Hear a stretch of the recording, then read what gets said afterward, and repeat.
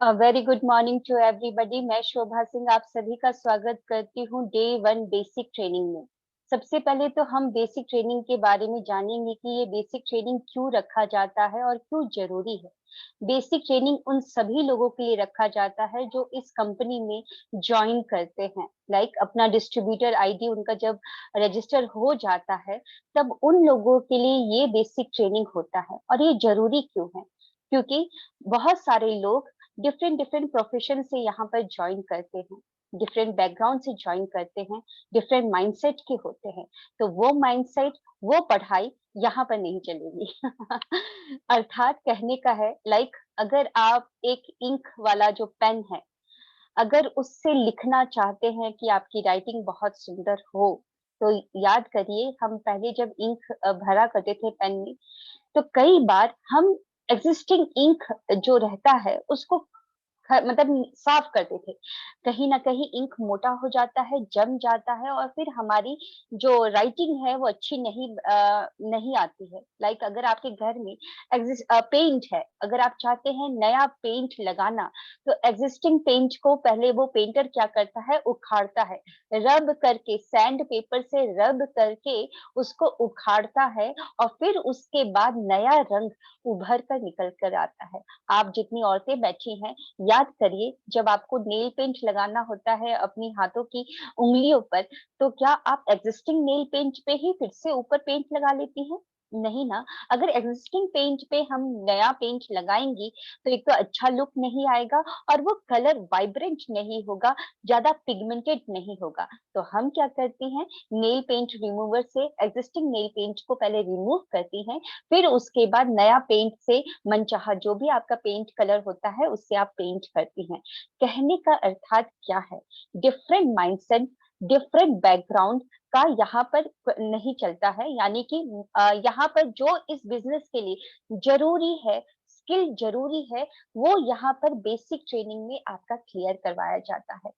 तो ये जो बेसिक ट्रेनिंग रहेगा, करीबन 4 से 5 दिन तक चलेगा, जिसमें जो भी कंपनी में जो स्किल चाहिए, 7 बेसिक स्टेप के, यहाँ के कुछ बेसिक स्टेप आपको क्लियर करवाए जाएंगे। ट्रेन द ट्रेनर में आपको 7 बेसिक स्टेप में से शो द प्लान जो था वो क्लियर करवाया गया, जिसमें प्लान शो करना मतलब क्यों जरूरी है, कैसे करना है, डिफरेंट अगर कस्टमर आते हैं या डिफरेंट प्रोस्पेक्ट होते हैं, तो किस तरीके से प्लान अकॉर्डिंगली बताना है, वो सिखाया गया है। तो शो द प्लान के बाद जो बचे हुए हमारे बेसिक स्टेप है, वो यहाँ पर बेसिक ट्रेनिंग में क्लियर करवाया जाता है। सो आई रिक्वेस्ट कि आप लोग जहां पर भी अगर कोई भी काम कर रहे हैं, तो करीबन 1 से 1.5 घंटा के लिए ये सेशन चलेगा, 1.5 घंटा। क्योंकि ये मेरा जो बेसिक ट्रेनिंग है, करीबन 10 डेज का होता है, लेकिन मैं कोशिश करूंगी कि पूरा का पूरा उसको मतलब कि पोर्टेबल करके, इन द सेंस छोटा करके आपको पूरा का पूरा मैं सिखाऊं 5 दिन में। जितना भी है 10 दिन का कॉन्सेप्ट है, वो पूरा का पूरा 5 दिन में देने की कोशिश करूंगी। लेकिन अगर आप मेरा साथ देंगे, तभी ये संभव है।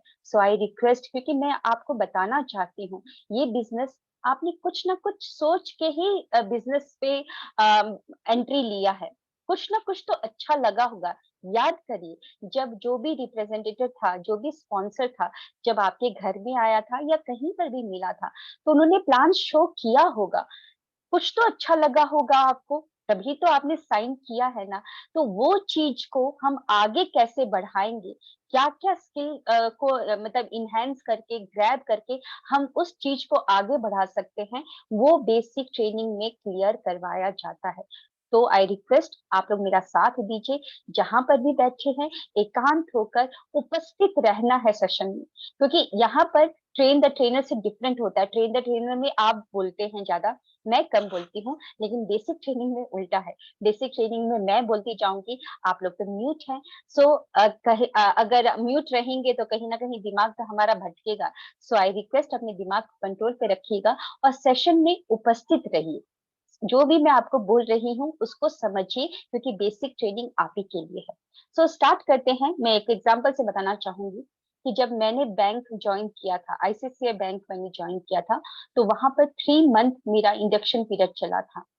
क्योंकि पहले की पढ़ाई तो कुछ काम में आ ही नहीं रही थी। मैंने तो बीकॉम किया है और वो बीकॉम की पढ़ाई बैंकिंग इंडस्ट्री के मतलब कि लायक नहीं थी। सो उन्होंने मेरे को 3 मंथ इंडक्शन पीरियड में रखा था, जहां पर उन्होंने मेरे को सारे सर्कुलर्स, सारे जो भी मुझे सॉफ्टवेयर यूज करना है, वो सारा कुछ उन्होंने डीप नॉलेज दिया था। उसके बाद भी, नॉलेज देने के बाद भी समझ में नहीं आया, मतलब वो प्रैक्टिस करने से ही होता है। ओके, तो वहां पर इंडक्शन पीरियड था। फिर मैंने एक्सिस बैंक जब ज्वाइन किया, तो वहां पर भी करीबन मुझे 1 मंथ, क्योंकि मेरे पास तो एक्सपीरियंस था 7 इयर्स का आईसीआईसीआई बैंक का, तो इतना लंबा इंडक्शन पीरियड नहीं चला, लेकिन तब भी चला, 1 मंथ के करीबन चला, क्योंकि एक्सिस बैंक का सर्कुलर अलग था, जो भी रूल रेगुलेशन थे वो अलग थे। तो 1 मंथ वहां पर भी मैं इंडक्शन पीरियड में रही हूँ। अगर मेरे हस्बैंड की बात देखे, तो मेरे हस्बैंड एयरफोर्स में नौकरी किए हैं। उन्होंने पढ़ाई किया कुछ और बैकग्राउंड का, लेकिन वो बैकग्राउंड की पढ़ाई काम में नहीं आई एयरफोर्स में, तो उनको 9 मंथ बैंगलोर में रहकर ट्रेनिंग लेना पड़ा। सो यहाँ पर भी नेटवर्क मार्केटिंग मार्केटिंग इंडस्ट्री आपकी सोच से बहुत ही बड़ा बिजनेस है। तो यहाँ पर भी हमको लर्निंग करना पड़ेगा, लाइक इंडक्शन पीरियड में और लोग रहते हैं, तो यहाँ पर भी करीबन 4 से 5 दिन आपका इंडक्शन पीरियड चलेगा, जिसमें सारे के सारे कॉन्सेप्ट को क्लियर करवाए जाएंगे। सो आई रिक्वेस्ट आप लोग उपस्थित रहिए। तो चलते हैं सबसे पहले डे 1 स्लाइड की तरफ, और मैं शेयर करने जा रही हूँ अपना डे 1 प्रेजेंटेशन को। आपको क्या करना है? उपस्थित रहना है। आई रिपीट अगेन, उपस्थित रहिए तो मजा आएगा। और डे 1 का जब सेशन खत्म होगा, तो उस डे 1 के रिगार्डिंग कोई भी सवाल हो, तो उस सवाल का जवाब जरूर देना है आपको, है ना? क्योंकि इंडक्शन तो आप ही के लिए रखा गया है। तो कुछ भी सवाल अगर आपके मन में उठ रहे होंगे, तो वो सवाल का जवाब लेकर जाना है, क्योंकि इस बिजनेस में हम किसी के भी प्रेशर में आकर, लाइक हमारा रिलेटिव है, तो मैं तो रिलेटिव को तो ना नहीं बोल सकती हूँ। अगर मेरा कोई फ्रेंड है, चाइल्डहुड हुड फ्रेंड है, तो उसको मैं कैसे ना बोल सकती हूँ? तो उसने मेरे को प्लान दिखाया और मैंने उसको ओबे करके मैंने साइन कर लिया और मैंने रजिस्टर कर लिया। लेकिन उसके बाद बहुत सारे सवाल कोलाहल मचा रहे होते हैं हमारे हृदय में और हमारे दिमाग में, कि मैंने क्या सही किया? कहीं वो मेरे को चूना तो नहीं लगा के चला गया? क्या पता मेरा लंगोटिया यार मेरे को चूना लगा के चला गया होगा, वो मेरा रिलेटिव शायद मेरे को बकरा या बकरी बना दिया, शायद उसी को मैं ही पहली पकड़ी गई उसके मतलब कि उसने मेरा हंटिंग कर लिया। इस तरीके से बहुत सारे सवाल कि चलेगा व्यापार, मैंने तो सुना था कि नहीं चलता है, मैंने तो सुना था ये ऐसा हुआ, वो कंपनी भाग गई, इतना पैसा लग गया, बहुत सारे लोगों का पैसा लगा दिया। तो ये सारे सवाल कोलाहल मचाते हैं जब हम डिस्ट्रीब्यूटर बनते हैं। तो उसी लिए ये बेसिक ट्रेनिंग है। सो आई रिक्वेस्ट वंस अगेन, उपस्थित रहिए आज के सेशन में। सो मैं शेयर करने जा रही हूँ स्क्रीन को।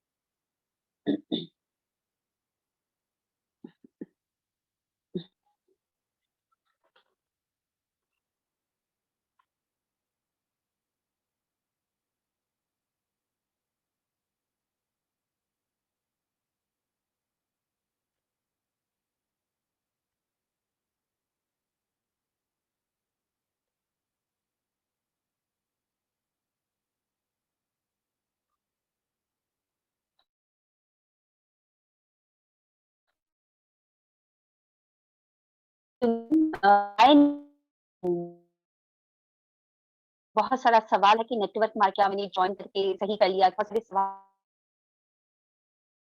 हमें उठते रहते हैं, तो उसी का मैं जवाब यहाँ सो आई थिंक ये स्लाइड, 1 मिनट।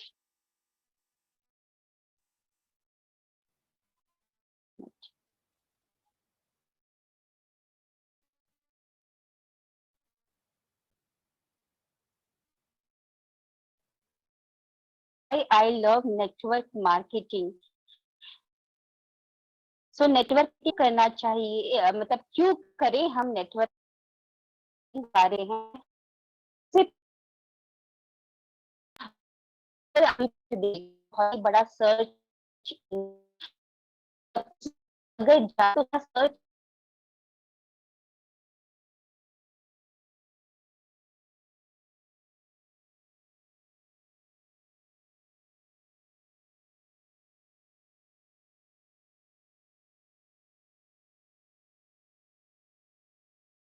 सर्च करते हैं कि second source of income, what is network marketing, how to earn money from home, work from home, ऐसे करके सर्च किया जाता है।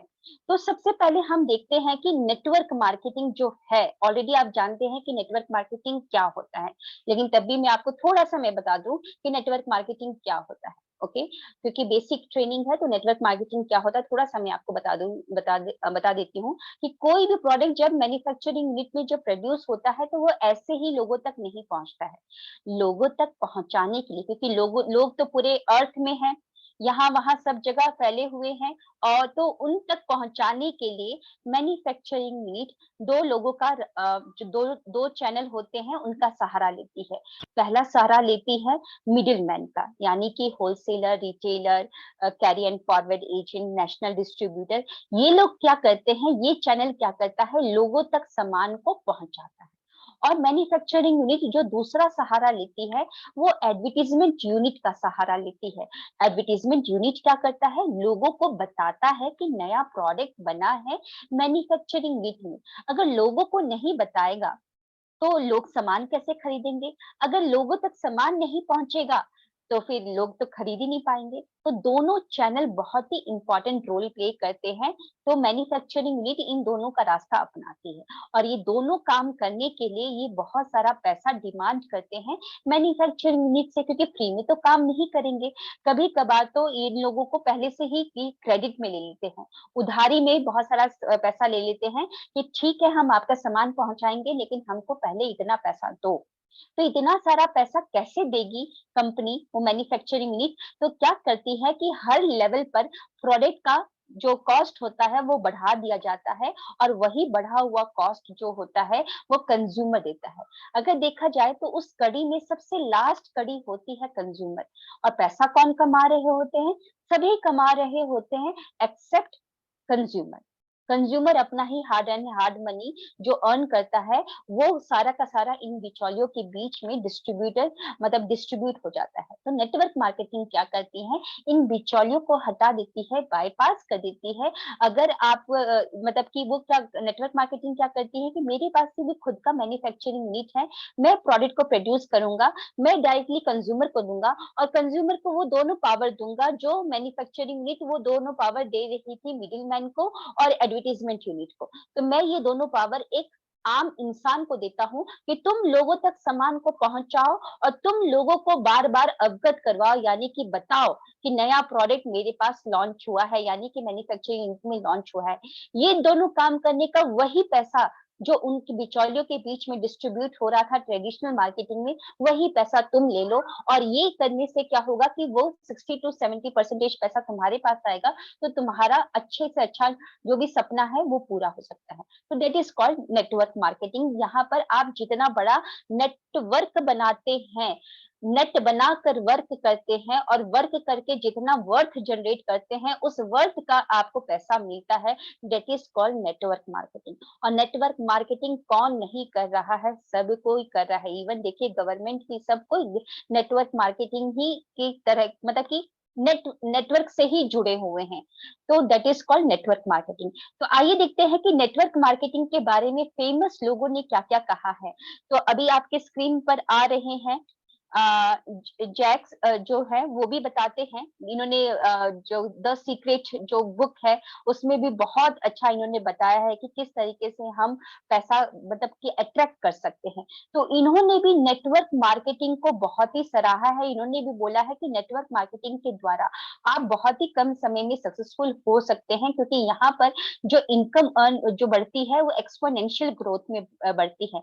टॉनी ब्लेयर ने भी बोला है नेटवर्क मार्केटिंग जो है बहुत ही अच्छा काम करती है किसी भी कंट्री के इकोनॉमी को बढ़ाने में, इकोनॉमी को बढ़ाने के लिए, क्योंकि नेटवर्क मार्केटिंग एक ऐसा जरिया है जिससे क्या होता है सभी को रोजगार मिलता है, सभी के घर में आय आती है। जब सभी के घर में इनकम आएगा, अर्निंग ज्यादा होगा, तो उस कंट्री का पर कैपिटा इनकम जीडीपी ज्यादा बढ़ जाएगा, तो इससे क्या होगा, इकोनॉमी ज्यादा ग्रो करेगी। और हमारे बीच में है स्टीफन, उन्होंने भी कहा है कि नेटवर्क मार्केटिंग जो है बहुत ही अच्छा व्यापार है, जिससे क्या होता है, लोग बहुत से ज्यादा, बहुत लोग, मिलियन जो लोग होते हैं, उनको आर्थिक आजादी मिलता है, अपने मुताबिक कुछ भी सामान खरीदने की, कहीं पर भी जाने की आर्थिक आजादी, इंडिपेंडेंस मिल जाती है यहाँ पर।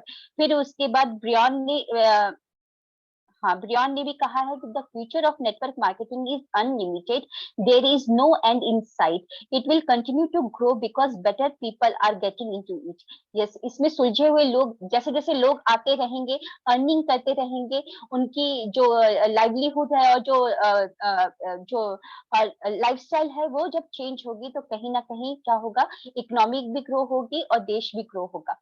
और उसके बाद बिल गेट्स ने भी सराहा है नेटवर्क मार्केटिंग को। उन्होंने भी कहा है कि अगर मुझे फिर से कोई व्यापार स्टार्ट करना हो तो I will choose network marketing. So अब तो ये बहुत सारे लोगों ने बताया कि नेटवर्क मार्केटिंग क्यों करना चाहिए। तो आइए देखते हैं और लोग क्या कहते हैं नेटवर्क मार्केटिंग के लिए, जो भी नेटवर्कर है। ज्यादा अगर देखा जाए तो ज्यादा लोग मतलब कि नेटवर्क मार्केटिंग के लिए क्या कहते हैं कि नेटवर्क मार्केटिंग में टाइम फ्रीडम मिलता है। यस, हम क्या करते हैं, अगर आप कहीं पर जॉब कर रहे हैं या सेल्फ एम्प्लॉयड है, यानी कि जॉब में भी आप कॉन्ट्रैक्ट पे साइन करते हैं कि 8 से 10 घंटा मैं काम करूंगा, 8 से 10 घंटे के बीच में आप मेरे से जो भी काम करवाना है, जितना भी काम करवाना है वो करवाइए। मेरे अंदर जो भी एक्सपर्टीज है, जो भी स्किल है, वो सारा स्किल मैं 8 से 10 घंटे में आपको दूंगा। ओके, तो वहां पर क्या होता है कि कुछ भी कर ले, क्योंकि वहां पर आप अपना समय बेचते हैं, स्किल बेचते हैं, बदले में पैसा लेते हैं। तो कभी भी आप ये नहीं सोच सकते हैं या कि मैं छुट्टी ले लूं ज्यादा दिन के लिए, या मैं जल्दी चला जाऊं, क्योंकि वहां पर आप बॉस के अंडर में काम करते हैं, एम्प्लॉयर के अंडर में काम करते हैं। तो वहां पर लिमिटेशन होता है, आप अपने मुताबिक कुछ भी काम नहीं कर सकते हैं। मान लेते हैं आप कहीं पर गए भी, शादी ब्याह में गए भी, तो आप झूठ बोलकर चले गए अपनी बहन की शादी में, तो कोई फोटोग्राफ को आप कहीं अपलोड नहीं कर सकते हैं, अपने मुताबिक वहां पर काम नहीं कर सकते। और सेल्फ एम्प्लॉयड तो बेचारा क्या बोलता है कि मैं किसी के अंडर में काम नहीं करूंगा, जो एक्सपर्टीज, जो प्रोफेशनल स्किल मेरे अंदर है, मैं उसको खुद के लिए बेचूंगा। यानी कि वो एम्प्लॉयर के लिए नहीं काम करता है, ये खुद के लिए काम करता है। तो यहाँ पर ये ज्यादा काम करता है, देखा जाए तो एम्प्लॉय के मुकाबले ज्यादा काम करता है। तो टाइम फ्रीडम वहां पर भी नहीं होती, जॉब में भी, सेल्फ एम्प्लॉय में भी नहीं होती। लेकिन यहाँ पर नेटवर्क मार्केटिंग में आपको मिलता है टाइम फ्रीडम। एक ऐसा समय आता है कि आपकी टीम पूरी की पूरी मल्टीप्लाई होने लगती है, तो उनका वर्किंग आवर भी आपके वर्किंग आवर से मल्टीप्लाई होने लगता है। तो देखा जाए तो एक दिन में अगर आप 24 घंटे अकेले ही काम कर पा रहे थे, लेकिन जैसे जैसे टीम मल्टीप्लाई होने लगता है, उनका वर्किंग आवर भी आपके वर्किंग आवर से मल्टीप्लाई होता है, तो आपकी टीम में एक एक्सपोनेंशियल टाइम, मतलब कि टाइम कंपाउंडिंग आ जाता है, कि टाइम भी आपके लिए मल्टीप्लाई हो जाता है। और एक समय के बाद आप पैसिव इनकम को एंजॉय करने लगते हैं। आप सिस्टम में, मतलब कि अगर आप छुट्टी में भी गए हैं तब भी कोई बात नहीं, आपकी जो टीम है अगर वो एक एक घंटा भी काम करती रहती है, तो उनके काम करने का भी आपको भी इनकम आता है। दैट इज कॉल्ड, यहाँ पर आपको पैसिव इनकम और टाइम फ्रीडम मिलता है। फाइनेंशियल फ्रीडम मिलता है कि क्योंकि हम जितना जॉब में और सेल्फ एम्प्लॉय में जितना टाइम देते हैं, जितना स्किल देते हैं, बदले में हमको पैसा मिलता है। टाइम की भी एक लिमिटेशन है और स्किल की भी एक लिमिटेशन है। ओके, मतलब कि अगर पीएचडी कर लिए उसके बाद क्या करेंगे, है ना, पीएचडी तो कर लेंगे, टाइम की आपकी वैल्यू बढ़ जाएगी। एक आईआईटी स्टूडेंट जो होता है उसकी वैल्यू बढ़ जाती है टाइम की, अगर एक डॉक्टरेट होता है तो उसकी टाइम की वैल्यू बढ़ जाती है। लेकिन स्किल की भी एक लिमिटेशन है, जैसे टाइम की लिमिटेशन है कि 24 घंटे से ज्यादा आप काम नहीं कर सकते। तो देखा जाए तो वहां पर जो सैलरी होता है, जो इनकम होती है, वो पूरा का पूरा डिपेंड होता है मार्केट के ऊपर और आपकी कैपेबिलिटी के ऊपर। वहां पर आप ग्रोथ ग्रोथ नहीं कर सकते हैं अपने, जैसे कि मार्केट अगर डाउन है तो आपकी इनकम भी कट जाएगी या कम हो जाएगी। लेकिन यहाँ पर क्या होता है कि आपकी इनकम बढ़ती रहती है, एक्सपोनेंशियल ग्रोथ में आपकी इनकम बढ़ती है। जैसे जैसे आपकी टाइम मतलब कि जो टीम है वो बढ़ती रहती है, तो आपकी इनकम भी बढ़ती रहती है और आप वो सारे सामान, वो सारी चीजें खरीद सकते हैं जिनका आपको शौक था या जिनका आपका ड्रीम था, जो कि आप पूरा नहीं कर पा रहे थे। यहाँ पर वो फाइनेंशियल फ्रीडम आ जाता है कि आप बिना प्राइस टैग देखे ही कोई भी सामान को खरीदना स्टार्ट कर देते हैं। यहाँ पर पर्सनल डेवलपमेंट होता है। देखिए, बहुत सारे लोग, अगर आप देखेंगे तो इन्फोसिस का जो जो मालिक है, जो सीईओ है, उन्होंने उनसे एक जब इंटरव्यू हुआ था तो उन्होंने भी बताया था कि हमारे पास कई सारे, इवन आप हैदराबाद में देख लीजिएगा तो बहुत बड़ा इन्फोसिस का ऑफिस है यहाँ पर और कई सारे इंटरव्यू होते रहते हैं। तो इन्फोसिस के मालिक ने कहा कि हमारे पास बहुत सारे आते हैं इंटरव्यू देने के लिए बच्चे, जिनका जो सर्टिफिकेट में जो मार्क्स होता है बहुत ही अच्छा होता है, लेकिन जब पैनल इंटरव्यू होता है, जब वाइवा होता है, तो उसमें कई सारे बच्चे छट जाते हैं। क्योंकि पर्सनल डेवलपमेंट मतलब कि कम्युनिकेशन स्किल जो कि होता है एक पर्सनालिटी डेवलपमेंट में आता है कि किस तरीके से बात करना है, किस तरीके से रिप्लाई देना है, पीपल स्किल क्या होता है, बैठने उठने का तरीका थियोरेटिकल नॉलेज से नहीं होगा, वो कहीं से भी कुछ भी क्वेश्चन पूछ सकते हैं। तो यहाँ और अगर हम देखें जॉब में, तो जॉब में भी लोग अगर देखेंगे देखेंगे कि 24 साल के बाद जब जॉब स्टार्ट करते हैं, जब रिटायरमेंट का टाइम आता है, तो अगर उनको बोलिए कि 5 मिनट के लिए या 10 मिनट के लिए आपको स्टेज पे जाकर बोलना है, तो कई सारे इंसान नहीं बोल पाएँगे। कई सारे इंसान नहीं बोल पाएँगे, क्योंकि वहाँ पर भी आप एक सिक्योर जॉब को करते-करते सिक्योर वाली लाइफ को जीते-जीते कहीं न कहीं लोगों से बातचीत करना, पीपल स्किल, कम्युनिकेशन स्किल, ये सब कुछ कहीं न कहीं दूर होते जाता है, तो वो चीज़ नहीं आ पाती है।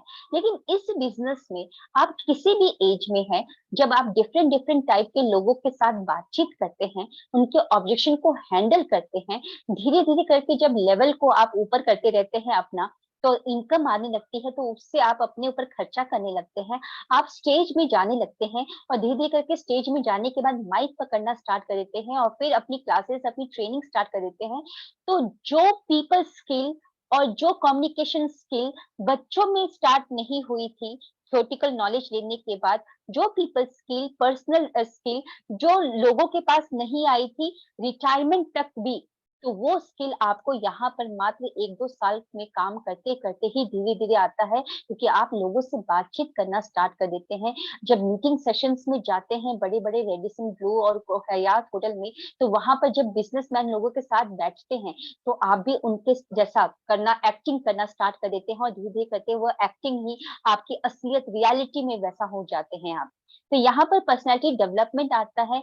हम बुक रीडिंग करते हैं, तो बुक रीडिंग भी कहीं न कहीं करते-करते हमारे माइंडसेट पे ही काम कर रहा होता है। हमारे दिमाग को, सबकॉन्शियस माइंड को अमीर लोगों की तरह सोचने की तरह उस तरीके से मोल्ड कर रहा होता है। तो यहाँ पर पर्सनैलिटी डेवलपमेंट आने लगती है और ये बिज़नेस इसलिए करना है क्योंकि यहाँ पर कोई एम्प्लॉयी रखने की ज़रूरत नहीं है। अगर आप छोटा व्यापार करना स्टार्ट करना चाहते हैं, तो याद करिए छोटा व्यापार बिना एम्प्लॉयी, बिना मैन पावर को रखे हुए नहीं होगा। आजकल के ज़माने में कौन-सा एक व्यापार है? अगर आप कोई टी स्टॉल भी खोलना चाहते हैं, तो याद करिए वहाँ पर भी आपको हेल्पर की ज़रूरत पड़ेगी। अगर मान लीजिए आपके टी स्टॉल में 10 आदमी आ गए, तो मतलब कि सँभालने के लिए आपको एक ना एक हेल्पर की ज़रूरत पड़ती ही पड़ती है। तो यहाँ पर आपको कोई भी एम्प्लॉयी को रखने की ज़रूरत नहीं है, ना ही उनको सैलरी देने की ज़रूरत है, ना ही कोई इन्वेंटरी, ना ही कोई लॉजिस्टिक मेंटेन करने की ज़रूरत है, ना ही इस बिज़नेस को स्टार्ट करने के लिए आपको एक एजुकेशनल बैकग्राउंड की ज़रूरत है। अगर आप पढ़े-लिखे नहीं हैं, कम पढ़े-लिखे हैं, कोई प्रॉब्लम नहीं है, ये बिज़नेस आप तब भी स्टार्ट कर सकते हैं। यहाँ पर ना तो किसी को रेंट पे करना है, ना ही इलेक्ट्रिसिटी पे करना है, क्योंकि ये सब कुछ आपके बिहाफ में हमारी कंपनी ने पूरा सिस्टम बना रखा है, बस हमको क्या करना है, उस सिस्टम में प्लग इन हो जाना है, नेटवर्क मार्केटिंग रूपी सिस्टम में प्लग इन हो जाना है। ना ही यहाँ पर कोई लाइसेंस लेना है, ना ही परमिशन लेना है, ना ही आपको कोई इक्विपमेंट और उसको मेंटेन करने की जरूरत है, ना ही सर्विसिंग कॉस्ट पे करने की जरूरत है, ना ही कोई मार्केटिंग करने के लिए आपको कॉस्ट करना है, ना ही एडवर्टाइजमेंट बनाना है, ना ही कुछ करना है। यहाँ पर आपको कोई भी ओवरहेड एक्सपेंसेस पे करने की जरूरत नहीं पड़ती है। तो नेटवर्क मार्केटिंग मतलब कि इतना अच्छा, इतना कुछ आपको देता है बिना कोई लागत के। आपने ऑलरेडी ज्वाइन कर चुका है एक नेटवर्क मार्केटिंग कंपनी को। तो आइए देखते हैं, जब आप समाज में जाते हैं, लोगों के बीच में जाते हैं, तो लोग भी आपको ये सारी बातें बोलते होंगे, कुछ मिथ बोलते हैं जो कि उनके राय, उनके हिसाब से वो ट्रुथ है। अ, लेकिन वो जो ट्रुथ है, जो वो सोच रहे हैं, आइए हम देखते हैं कि वो कैसे है मिथ। ओके, उसके बारे में हम लोग डिस्क्राइब आज समझेंगे। सबसे पहले तो उनका एक वो सोचते हैं कि ये ट्रुथ है, लेकिन ये मिथ है। वो क्या सोचते हैं कि ये जो नेटवर्क मार्केटिंग है ना, अगर आप बता देते हैं कि मैं नेटवर्क मार्केटिंग कंपनी को ज्वाइन किया हूँ, तो वो क्या बोलते हैं कि भैया क्या कर लिया, नेटवर्क मार्केटिंग तो अब खत्म होने वाली, नेटवर्क मार्केटिंग खत्म हो जाएगी। कहीं ना कहीं आपके दिमाग में भी लगता होगा, सारे लोग जुड़ जाएंगे, मेरे अपलाइन को जुड़ जाएंगे, क्योंकि मैंने तो अभी स्टार्ट किया है, मेरे को इतना अच्छा प्लान दिखाने नहीं आता है, मेरे अपलाइन से सारे लोग जुड़ जाएंगे तो दुनिया खत्म हो जाएगी, फिर मैं कैसे बिजनेस को स्टार्ट करूंगा। अगर यही सोचा होता सैमसंग ने, तो आज भी मोबाइल ना बना रहा होता, इतनी बड़ी फैक्ट्री ना होती सैमसंग मोबाइल की। अगर यही सोचा होता तो आज अब आपके जो घर में वॉशिंग मशीन आ रहा है वर्लपूल का, या जो भी एलजी का आ रहा है, तो वो कंपनियां भी बंद हो जाती। वो भी यही सोच के प्रोड्यूस नहीं करती कि दुनिया तो खत्म होने वाली है, सब वर्लपूल ले लिए, अब तो कोई पैदा भी नहीं होगा, क्या जरूरत है इतना प्रोडक्शन करने का। अगर यही सोचा होता तो आज सोनी टीवी आपके घर में ना लगा होता, सोनी कंपनी बंद हो जाती, सैचुरेट हो जाती। ये एक मिथ है जो वो लोग कहते हैं, और जो शायद आप भी सोच रहे होंगे कि सब लोग जुड़ जाएंगे तो मेरा क्या होगा। ऐसा कभी भी अंत नहीं आने वाला, क्योंकि हर एक दिन देखेंगे तो भारत में ही चाइना के बाद इंडिया का नंबर आता है। हर एक सेकंड में कई सारे बच्चे जन्म लेते हैं, और कई सारे बच्चे डेली 18 साल से ऊपर होते हैं, और इस व्यापार में तो चाहिए 18 साल के नवयुवक। तो ये बिजनेस कभी भी खत्म नहीं होने वाला। जब हमारे घर में सामान देखिए, जो सामान पंखा, अभी गर्मी आ रहा है तो एयर कंडीशनर यूज कर रहे हैं, आप लोग फैन यूज कर रहे हैं, तो क्या वो कंपनी ने फैन बनाना बंद कर दिया? नहीं, कभी भी सैचुरेशन नहीं आने वाला। उनको भी पता है कि दुनिया कभी खत्म नहीं होने वाली। तो ये व्यापार भी लोगों का ही व्यापार है। 18 साल के नवयुवक ज्वाइन कर सकते हैं, और लोगों का ही व्यापार है। कभी भी इस बिजनेस में सैचुरेशन खत्म नहीं होने वाला ये व्यापार। तो आई होप इस मिथ का आंसर आप सभी को मिल चुका है कि ये मिथ है। आइए आगे बढ़ते हैं।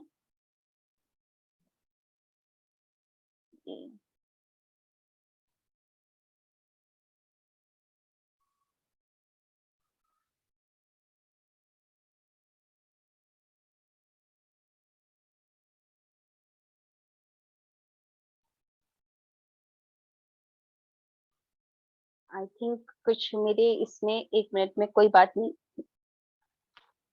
Meeting show will go on, मैं आप लोगों को तब भी कोई प्रॉब्लम नहीं है।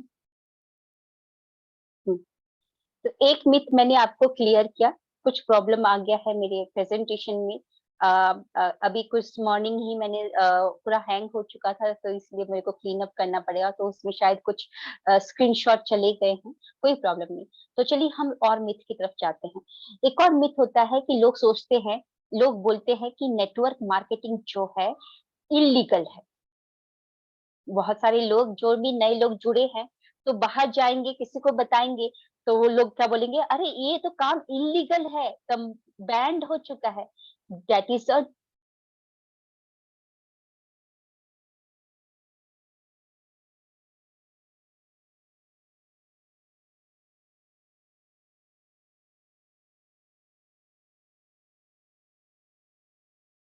बताए गए हैं।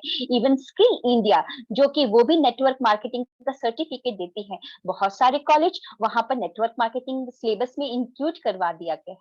तो network marketing is not illegal, it's a legal.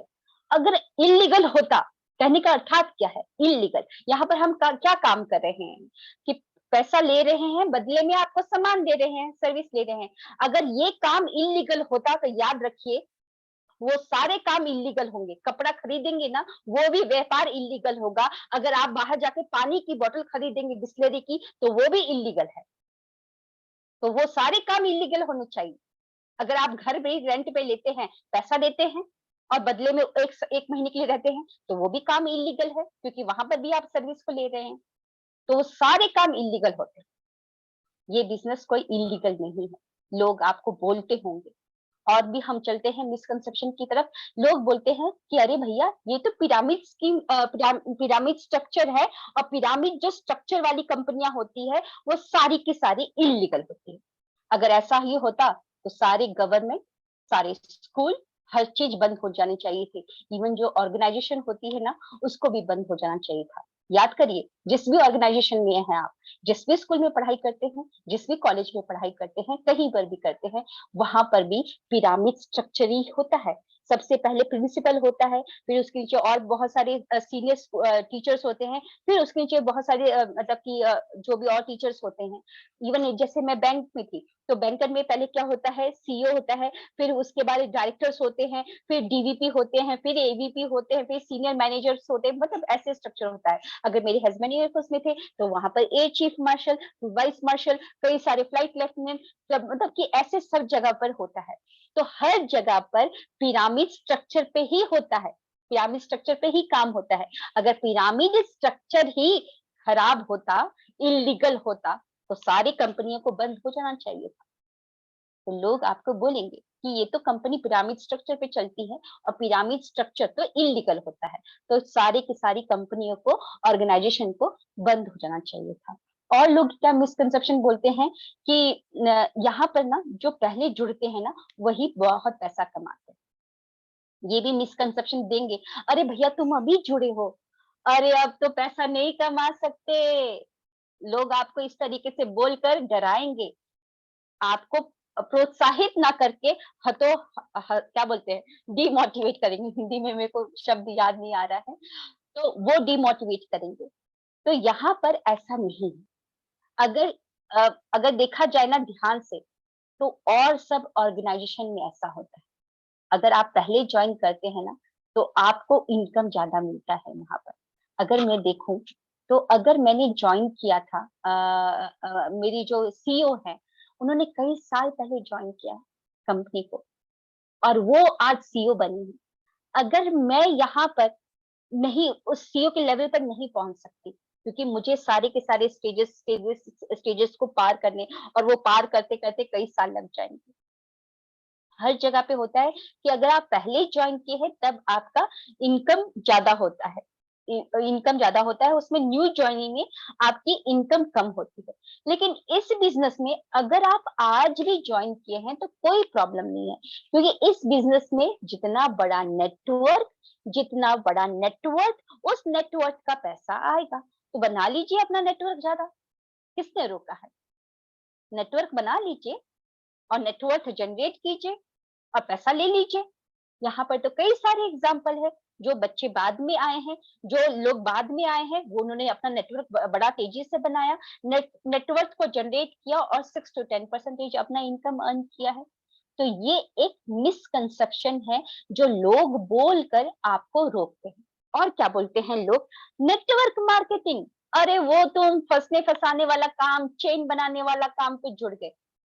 वो भी एक, बोलते हैं फंसने फंसाने वाला काम, चेन बनाने वाला काम। अगर चेन बनाना इतना ही खराब होता, तो याद रखिए आपके नाम के बाद एक टाइटल आता है, वो भी किसी कड़ी से जुड़ा हुआ है। याद करिए, जहां से आप कपड़ा खरीदते हैं, वो भी किसी कड़ी से ही खरीद रहे हैं। थोड़ी ना आप मैन्युफैक्चरिंग यूनिट से जाके खरीद रहे हैं उस कपड़े को। वो भी कोई ना कोई कड़ी से ही जुड़ा हुआ है। अगर आप इंस्टाग्राम यूज कर रहे हैं, तो इंस्टाग्राम की फैमिली से जुड़े हुए हैं, कड़ी में जुड़े हुए हैं।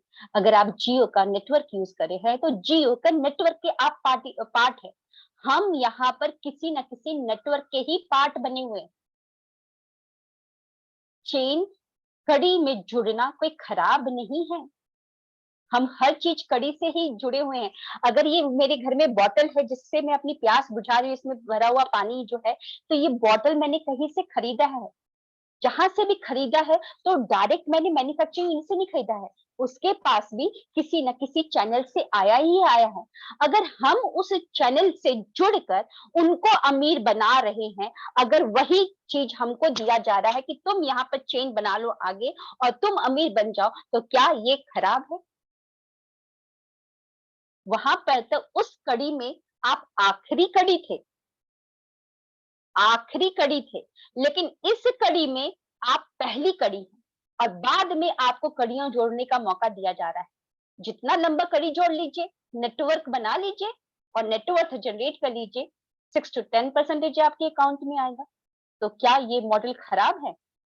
हम डरते हैं कि चेन मार्केटिंग, नेटवर्क मार्केटिंग सुनते ही हम बोलना भी नहीं चाहते हैं कि नेटवर्क मार्केटिंग, चेन मार्केटिंग खराब है। ये सब कुछ मिथ है, मिथ है। और भी कई सारे मिथ लोग आपको बोलेंगे। अगर और भी कोई मिथ अगर आपको लोग बोलते हैं तो आप बिल्कुल हैंड रेज करके मेरे से पूछ सकते हैं, जिनका जवाब मैं देते समय बहुत ही अपने आप को मतलब प्राउड फील करूंगी कि हाँ, आपके भी कुछ मिथ आ रहे हैं, लोग उठाते हैं। तो इलीगल मैंने बता दिया, इलीगल नहीं है नेटवर्क मार्केटिंग। इलीगल होता तो सारे व्यापार इलीगल होते। वहां पर भी तो पैसा देकर ही बदले में सामान लिया जाता है, सर्विस लिया जाता है। लोग बोलते हैं पिरामिड स्ट्रक्चर है, भैया इलीगल होगा तो पिरामिड स्ट्रक्चर वाली तो सारी कंपनियां बंद हो जानी चाहिए, सारी कंपनियां बंद हो जानी चाहिए। लोग बोलते हैं कि सैचुरेशन आ जाएगा, खत्म हो जाएगा। अगर सैचुरेशन आता तो लोग क्यों मोबाइल अभी भी प्रोडक्शन हो रहा होता? कई सारी कंपनियां मोबाइल प्रोडक्शन कर रही है, क्यों इतना सारा नेटवर्क बनाती कंपनियां? टीवी क्यों प्रोडक्शन करती, क्यों वॉशिंग मशीन प्रोडक्शन करती, फ्रिज क्यों प्रोडक्शन कर रही है अभी भी स्टिल, एसी क्यों प्रोडक्शन कर रही है? इन सबको बंद हो जाना चाहिए। तो अगर आपके भी बीच में कोई मिथ ऐसा आता है तो आप आया है जिनका जवाब आप उस समय नहीं दे पाए थे, सो आई रिक्वेस्ट आप लोग हैंड रेज कर सकते हैं। फर्स्ट डे का सेशन ये इसी तरीके से था कि आप लोगों के मिथ को क्लियर करना था। सो आई रिक्वेस्ट। ओके, दीपक पांडे जी हैं हमारे बीच में। हाँ जी सर। नमस्कार मैम। हाँ नमस्ते सर। Ma'am hello. हाँ जी बोलिए सर। नमस्कार मैम। हाँ नमस्कार जी, बताइए। हाँ मैम, मैं ये कहना चाह रहा हूँ कि मुझे ज्वाइन करे बहुत दिन हो गया है, लेकिन मैं भी लोगों को बता रहा हूँ, लेकिन कोई शायद हमारी बातों पे ध्यान नहीं कर रहा है। मतलब यह हो सकता हो कि मैं अच्छे से समझा नहीं पा रहा हूँ। तो आपने तो ये सवाल पे ही जवाब दे दिया। हो सकता हो मैम, ऐसा ही हो सकता है कि शायद हम नहीं समझा पा रहे देखिए, हम होंगे। सामने वाले को गलत नहीं बोल सकते, सामने वाला तो अनअवेयर है, उसको कुछ भी नहीं पता, है ना? जी जी। तो सारी गलती अपने पर ही लेनी है, जी अपने आप को ही सुधारना है, हम दूसरों को तो नहीं सुधार सकते। जी मैम। तो याद करिए कि किस तरीके से आपको प्लान दिखाया गया था कि आपने एकदम से ज्वाइन कर लिया, जी मैम। है ना? तो उसी तरीके से, क्योंकि हम यहाँ पर तो अमर तो बनने आए नहीं है कि हम अमर बन जाएंगे और अनंत काल तक सबको प्लान दिखाते रहेंगे, अनंत जी काल तक सबको फॉलो करते रहेंगे। तो जो भी जी करना है ऑन द स्पॉट करना है, इसके लिए हमको अपना तैयारी करना है अच्छे से। सर, जी मैम। बिल्कुल आप बहुत ही अच्छा कर रहे हैं, ट्रेनिंग में आप आ रहे हैं, आप आगे ही देखिए, कोई बात नहीं, गलती से ही लोग सीखते हैं, है ना? आप आगे अपना डिसकंटिन्यू ना करें, प्लान को शो करते रहे, जहां पर कहने का जो मतलब गलती। मैम ये है, सॉरी मैम, कहने हाँ का मतलब बोलिए। ये है कि अगर हम किसी को बताते हैं तो वो उल्टा हम ही को समझाने लगता है कि तो मतलब भैया तुम इस चीज में मत पड़ो, ये ऐसा है वैसा है। हाँ, तो यही मैं बोली हालांकि ना, ये उसमें मिसकंसेप्शन। हाँ निगेटिविटियां डालते हैं लोग, लेकिन हम हाँ। नेगेटिव नहीं होते हैं, ऐसा कुछ नहीं। लेकिन बट ऐसे कई लोग हैं मतलब हमारे सामने की जो हमको पॉजिटिविटी नहीं होने देते हैं मैम। मैम सॉरी सर, यहाँ पर लोग ऐसे ही करेंगे, है ना। मैंने वही तो बोला कि लोग आपको प्रोत्साहित नहीं करेंगे, क्योंकि आप तो गलत अलग काम कर रहे हैं। वो जी, जी। काम जो 95% लोग कर रहे हैं, उनके खानदान ने भी किया, और आप 5% वाली कैटेगरी में जाने के लिए मतलब कोशिश कर रहे हैं, तो वो कैसे जाने देंगे आपको। जी, वो बिल्कुल आपको खींचेंगे, नेगेटिव करेंगे। तो इसका जवाब क्या करना है, अपने आप को बहुत ही नॉलेज करना है, क्योंकि जी, आप तभी उनको ठंडा कर सकते हैं, यानी कि पानी तभी उन तक पहुंचा सकते हैं जब आप हर लेवल पर ऊपर होंगे। जी मैम। अपने जी, आप अपने लेवल को ऊपर करिए, वो जी, बिल्कुल सुनेंगे। अगर वो नहीं सुन रहे हैं, तो हमको नेटवर्कर का एक और एटीट्यूड होता है, जो कि जी, इग्नोर करना, जी इग्नोर मैम। करिए। जी, जी, और प्लान देना, अच्छे से प्लान कॉन्फिडेंटली दीजिए। ऑब्जेक्शन क्या है आता है, उसको पहले से ही प्रिपेयर करना है। ऑब्जेक्शन मात्र 20 से 30 पूछे जाते हैं, और जिसका आंसर पेपर या क्वेश्चन पेपर ऑलरेडी लीक। जी मैम। Thank you ma'am. हाँ थैंक यू। जी। हाँ जी। हाँ जी, Pratibha ji, good morning, Pratibha Chaudhary ji. Good morning ma'am. Good morning ma'am.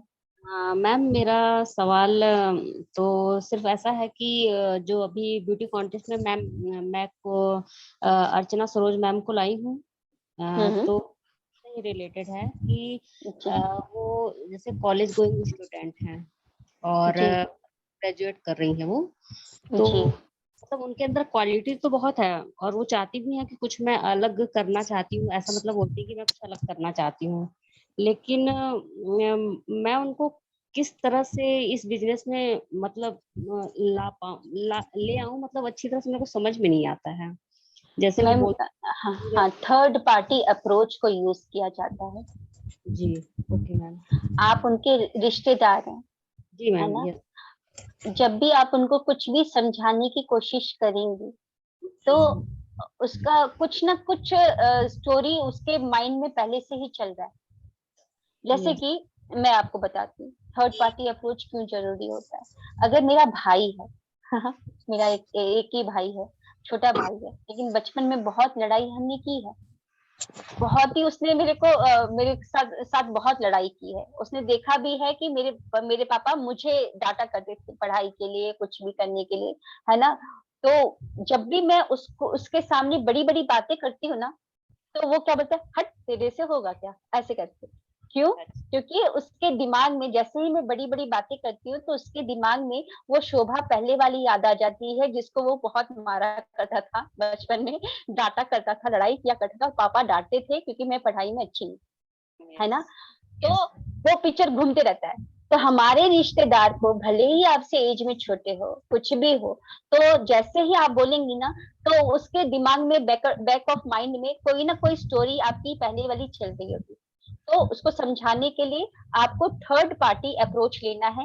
यानी कि या तो आप छवि मैम से बात करवाइए, या तो उनको बैक टू बैक मीटिंग्स में बैठवाइए, जहां पर कॉलेज गोइंग स्टूडेंट, लाइक अभी वैष्णवी राजूकर आ रही हैं beauty with yes. Brain contest की विनर डिक्लेरेशन के लिए। वो खुद ही एक मतलब कि है, स्टूडेंट है, और साथ ही साथ 70 की इनकम हो रही है, 40 50 60 70 करके उनकी हर महीने इनकम 10 10 हजार बढ़ रही है। तो आप उनको बैठाइए, उनको समझाइए, उसमें बैठा दीजिए। और ज्यादा हम किसी को चेंज नहीं कर सकते, थर्ड पार्टी अप्रोच ही काम में आता है। याद करिए, आप अपने बच्चे को डांट के बोलती है कि बेटा पढ़ ले, तो वो नहीं पढ़ेगा। लेकिन जैसे ही टीचर का कॉल आ गया, प्रिंसिपल का कॉल लग गया कि पढ़ते हो कि नहीं पढ़ते हो, तो वहीं पर वो डर के मारे पढ़ना स्टार्ट कर देगा। थर्ड पार्टी अप्रोच काम में आए।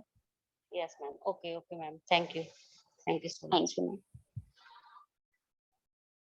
हाँ जी, तो और किसी का सवाल आज के सेशन के रिगार्डिंग? हाँ जी, आप लोगों को मौका दिया जा रहा है कि कोई भी मिसकंसेप्शन जो आप लोगों के सामने आती है, उसका जवाब पहले ही ले लीजिए। फिर आगे जाने के बाद नहीं बोलना है कि हाँ मैंने ये नहीं समझ में आया। मिसकंसेप्शन कुछ भी आते होंगे, लोग यही मिसकंसेप्शन बोलते हैं, है ना। तो ये सारे मैंने क्लियर कर दिए। अब हम आज के सेकंड स्लाइड में जाते हैं कि वाई वेस्टेज। स्लाइड में कुछ प्रॉब्लम आ चुकी है, तो मैं ज्यादा कुछ स्लाइड नहीं चला पाऊंगी। पाऊंगी, लेकिन जो मैं है बिना मैंने जो स्लाइड बनाई थी वो जो जो मेरे को याद है मैं उसके मुताबिक बोलती हूँ।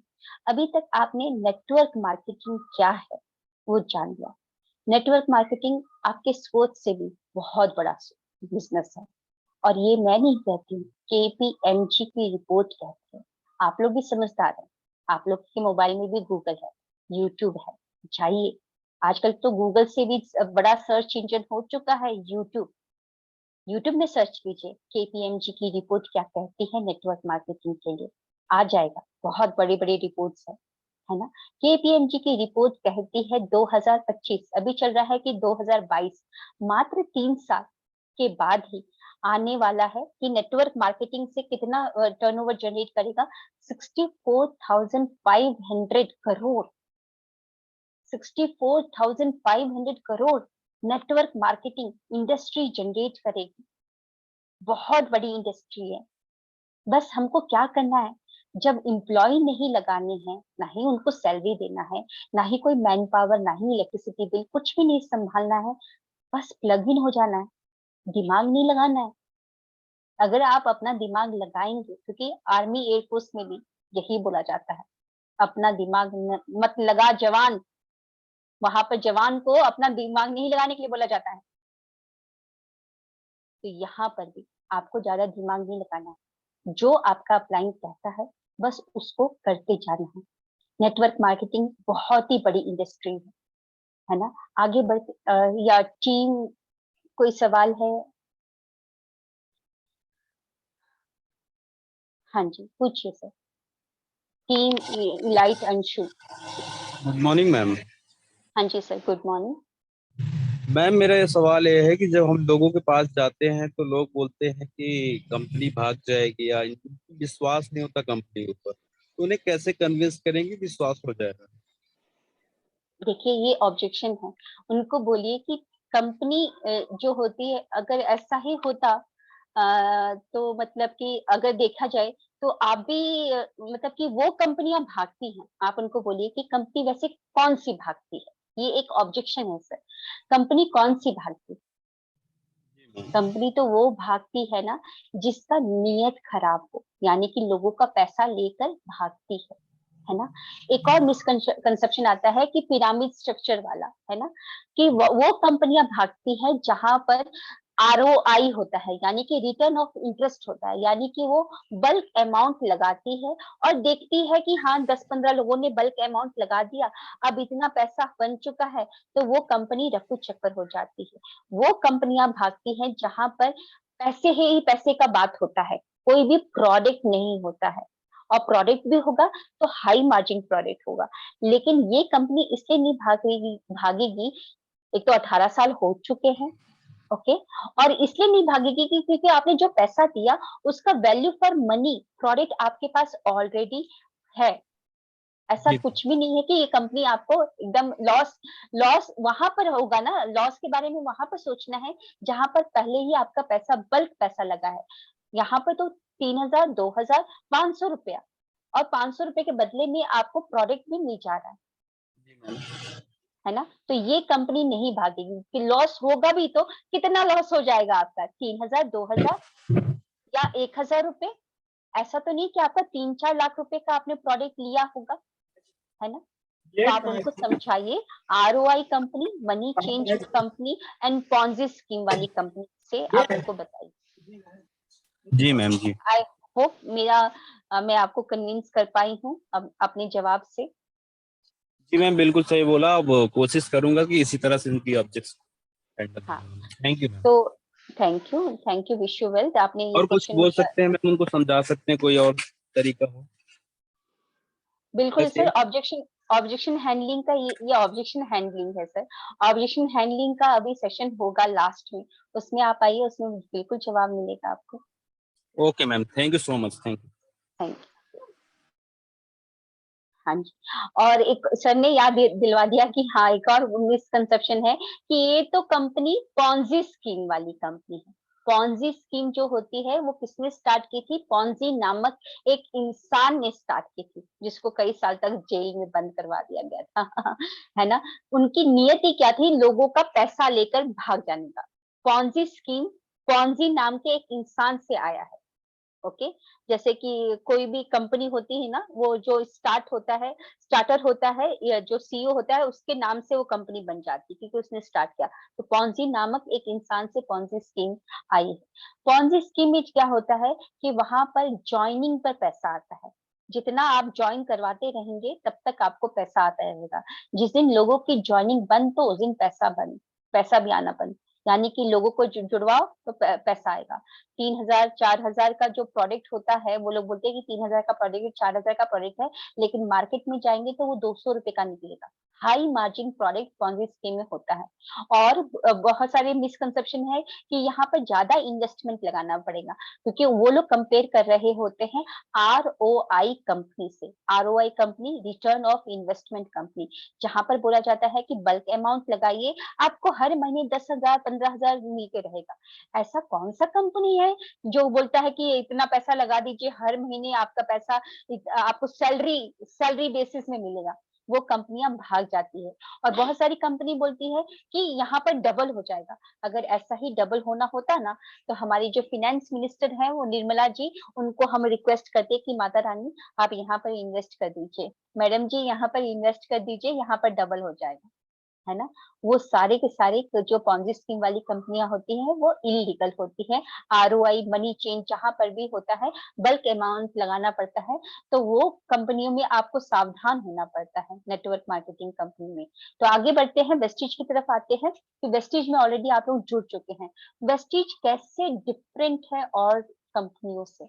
देखिए, आपको मैं बताना चाहूंगी कि जो आप खेत में जाते हैं तो खेत में क्या होता है, मेन क्रॉप आप लगाते हैं, अपनी फसल लगाते हैं। फसल लगाने के पहले आप बीज डालते हैं, बीज से फसल आती है। ओके, फसल आती है तो साथ ही साथ वीड्स भी आते हैं, जिसको हम हिंदी में बोलते हैं खरपतवार।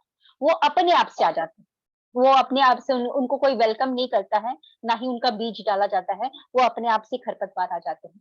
तो खरपतवार और आपने जो मेन क्रॉप है, आपने जो बोया था, वो दोनों ऊपर से सेम टू सेम लगते हैं। दोनों हरे कलर के होते हैं, दोनों का क्या होता है, लेवल एक जैसा होता है। लेकिन खरपतवार को अगर आपने नहीं आइडेंटिफाई किया तो वो क्या करेगा, आपका मेन क्रॉप का जो भी फर्टिलाइजर, जो भी आप डालते हैं, खुराक डालते हैं, वो सब खुद ले लेगा और खुद और बड़ा होने लगेगा। है ना। तो कहने का अर्थ है कि सारी कंपनियां एक जैसी लगती है, लेकिन नेटवर्क मार्केटिंग कैसे है खास, वो मैं आपको बताने जा रही हूँ। क्योंकि नेटवर्क मार्केटिंग कंपनी को, हमारी वेस्टीज कंपनी को 18 साल हो चुके हैं। 2 जून 2004 में ये कंपनी स्टार्ट हुई थी। 18 साल हो चुके हैं। और 18 साल वाली कंपनी का बैकग्राउंड हम देखते हैं। 18 साल के इस सफर में कंपनी ने कई सारे उतार चढ़ाव देखे। 2004 में स्टार्ट हुई थी। 2009 में एक बहुत बड़ा रिसेशन पीरियड आया था। आप लोग खुद जाइए, गूगल में सर्च कीजिए, यूट्यूब में सर्च कीजिए, और वो रिसेशन पीरियड मैंने देखा हुआ है। क्योंकि 2008 में मेरी जॉब लगी थी ICICI बैंक में। पूरा 1 साल मैंने वर्क किया। मार्च में ही मेरी जॉब लगी थी, और मार्च में हमारा 1 अप्रैल को फाइनेंशियल ईयर स्टार्ट होता है, आप सभी को पता है, और क्लोजिंग होती है 30th अप्रैल को। तो 30th मार्च को। तो पूरा का पूरा हमने काम किया। मैं वेट कर रही थी कि सैलरी डबल होगी, इतना अच्छा काम किया है 1 साल में। तो उसी समय आया कि इकोनॉमी पूरी डाउन हो चुकी है, किसी की भी सैलरी नहीं बढ़ेगी, ना ही किसी को भी बोनस दिया जाएगा। और ये सारा काम, मतलब ये सारा जो सिचुएशन था, सिर्फ बैंक तक ही नहीं था, पूरे जितने भी ऑर्गेनाइजेशन थे वहां से लोगों को निकालना स्टार्ट कर दिया गया था। लोगों की सैलरी बहुत कम हो चुकी थी, हाफ कर दी गई थी, बोनसेस रोक दिए गए थे। मतलब सब जगह में प्रॉब्लम हुआ था। स्टॉक मार्केट इतना डाउन हो चुका था कि जो लोग स्टॉक मार्केट में पैसा लगाए हुए थे, उन लोगों ने उसी रात को सुसाइड किया था। और ये मेरी आंखों देखी है, हमारे एयरफोर्स में भी कई सारे लोगों ने किया था। क्यों किया था? उसका हार्ड मनी, जो पैसा उसने स्टॉक मार्केट में लगाया था, वो एकदम जीरो हो गया था, है ना। तो फिर उसके बाद 2009 का भी रिसेशन पीरियड हमारी कंपनी ने फेस किया। उसके बाद आगे बढ़ते हैं कि 18 साल में कंपनी ने और क्या क्या देखा है। 18 साल में कंपनी ने 2020, 2021, 2022 जो अभी चल रहा है, कोविड-19 का दौर देखा है। वो कहर मचाई थी कोविड-19 ने। याद रखिए, करिए कि कितने सारे लोग का डेथ हुआ था, कितने सारे लोग हॉस्पिटल में थे, कितने सारे लोग रोड पर आ गए थे, कितने सारे लोग अपने अपनी सिटी में नहीं पहुंच पा रहे थे, कितने सारी कंपनियों को बंद होना पड़ा था, कितने सारे लोगों को जॉब से हाथ धोना पड़ा था, कितने सारे लोगों को बोनस प्रमोशन उनके काम का नहीं मिला था, कितने सारे स्कूल्स बंद हो गए थे, कितने सारे मॉल्स बंद हो गए थे, कितने सारे रेस्टोरेंट्स बंद हो चुके थे। वो दौर भी हमारी कंपनी ने देखा है इन 18 सालों के सफर में। और हमारी कंपनी ने एक और दौर देखा है, वो क्या कहलाता है, पॉलिटिकल ईरा। हर 5 साल के बाद एक नई सरकार आती है, आप सभी को पता है कि 5 साल के बाद एक नई सरकार आएगी और नई सरकार, नया नेता लेकर आएगा नया रूल रेगुलेशन, नया बजट। और उस न्यू रूल रेगुलेशन और न्यू बजट में बड़ी से बड़ी कंपनियां बंद हो जाती है। लेकिन हमारी कंपनी ने 3 पॉलिटिकल ईरा, क्योंकि एक पॉलिटिकल ईरा 5 साल के बाद, तो 3 पॉलिटिकल ईरा को फेस करने के बाद, कोविड-19 को फेस करने के बाद, इतने बड़े रिसेशन पीरियड को फेस करने के बाद, हमारी कंपनी 79% ग्रोथ रेट को मेंटेन अभी तक कर रही है। और हमारी कंपनी को कंपनी के जो सीईओ हैं, मिस्टर गौतम बाली सर, ऑपरेशंस हेड दीपक सूद सर और कन्वरवीर सिंह सर जो कि आईटी सॉफ्टवेयर हेड है, उन तीनों को करीबन 15 से 20 साल का अनुभव है नेटवर्क मार्केटिंग कंपनी को चलाने का। एक अनुभवी लोगों के साथ आप जुड़ चुके हैं और आपको भी पता है कि अनुभव होना कितना जरूरी होता है। अनुभव मतलब कि काम में आता है। याद करिए, विजय माल्या को आप जानते होंगे। विजय माल्या सर को भी किंगफिशर मिला था, है ना, लेकिन चल पाई क्या? नहीं चल, है ना। कई सारे एग्जाम्पल हैं कि विदाउट एक्सपीरियंस आप नहीं कर सकते हैं। नेम और फेम से तो आपको मिल जाएगा वो कंपनी, लेकिन नेम और फेम नहीं चलाती है वो कंपनी को। वो कंपनी को चलाने के लिए तो आपको एक्सपीरियंस होना चाहिए।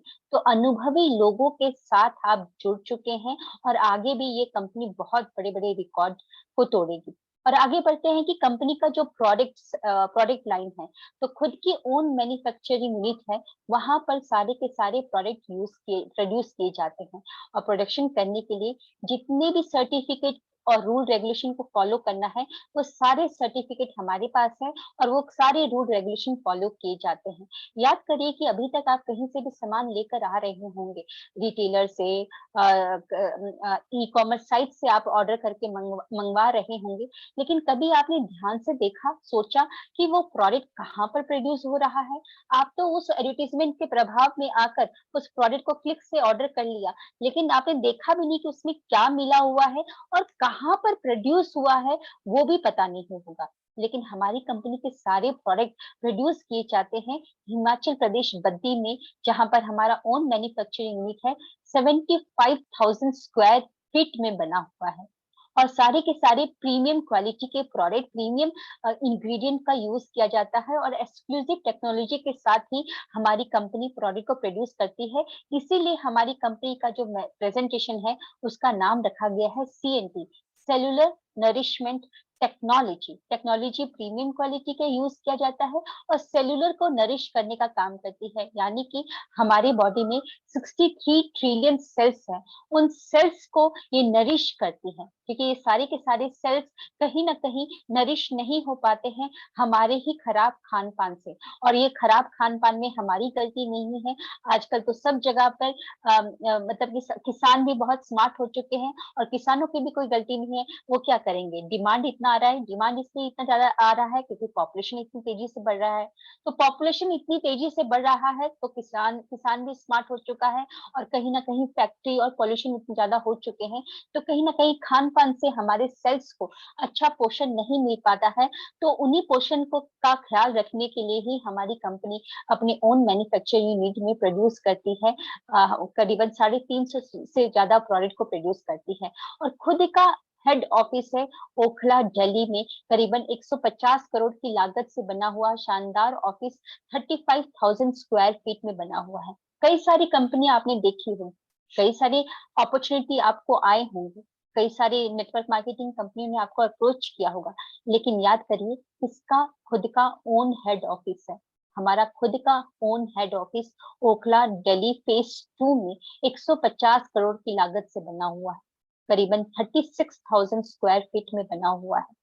सारे के सारे डाटास और सारे का सारा जो भी टेक केयर किया जाता है वहीं से किया जाता है।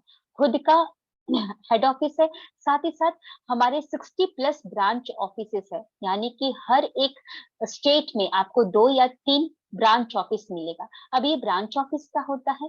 Branch office in the sense कि आपका मतलब कि वो कंपनी बना के देती है। लाइक अगर मैं एग्जांपल लूं तो जैसे दिल्ली पब्लिक स्कूल है, दिल्ली पब्लिक स्कूल का मेन ऑफिस जो होगा कहीं और दिल्ली में होगा या कहीं पे होगा, लेकिन उसका हर एक सिटी में एक मेन ब्रांच है, और मतलब एक स्टेट में मेन ब्रांच हो गया, हेड ऑफिस कहीं और पे है, हर एक स्टेट में एक मेन ब्रांच है, और उस मेन ब्रांच से जुड़े हुए हर सिटी में उसके ब्रांच छोटे मोटे बना दिए गए हैं। आई होप मैं आपको समझा पा रही हूँ।